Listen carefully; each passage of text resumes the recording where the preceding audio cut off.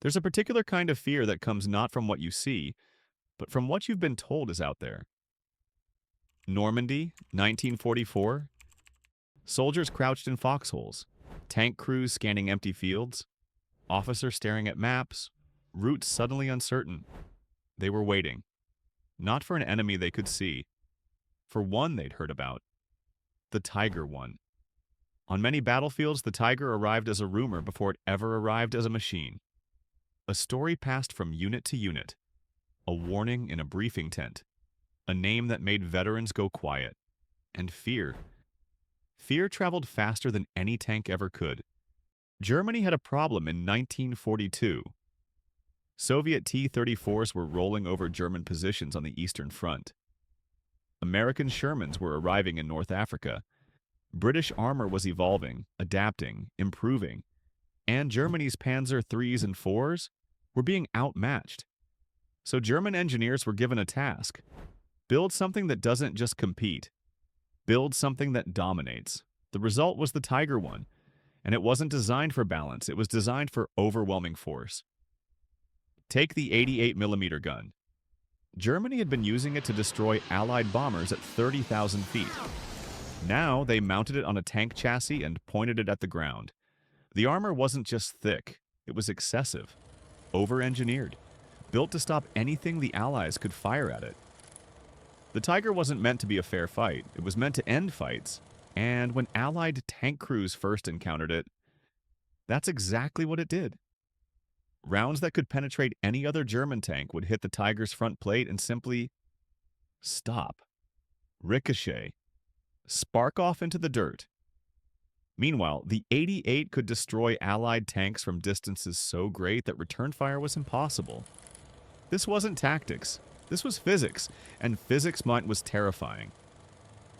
Tunisia, early 1943. You've been trained. You know your vehicle.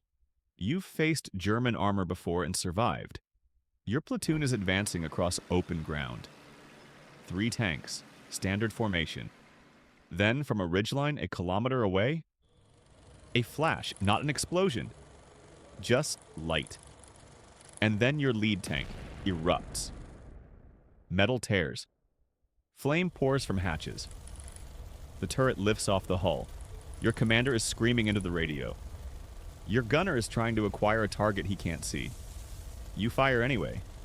A guess, a desperate shot toward the ridgeline. And then the second flash comes. Your friend's tank, the one next to you, doesn't explode. It just stops. Smoke pours out. No one gets out. Your driver is already reversing. Full throttle. You're not retreating. You're fleeing. Because you've just realized something. You're not in a tank battle. You're in a shooting gallery. And you're the target. By the summer of 1944, something strange was happening. Allied intelligence was being flooded with Tiger sightings. Northern France, Tiger tank reported, grid reference 47. Eastern sector, multiple Tigers, requesting air support. Village approach, Tiger hull down, advance halted. Commanders started marking every report on the map. Red pins, each one a confirmed sighting. Within weeks, the maps looked like they had a disease.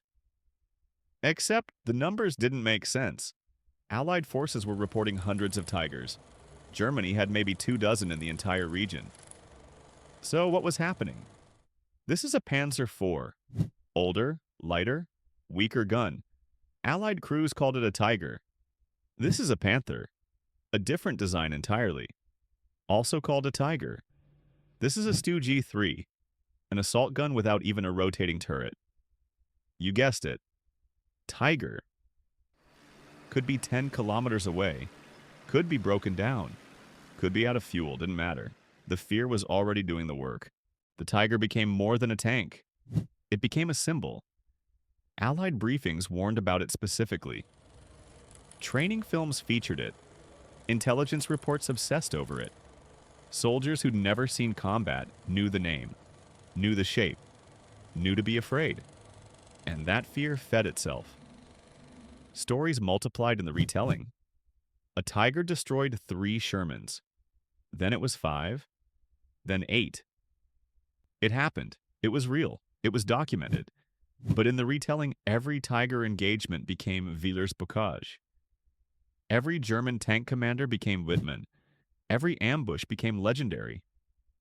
The Tiger wasn't just feared because it was dangerous, it was feared because it had become a myth, and myths don't need to follow the rules of reality.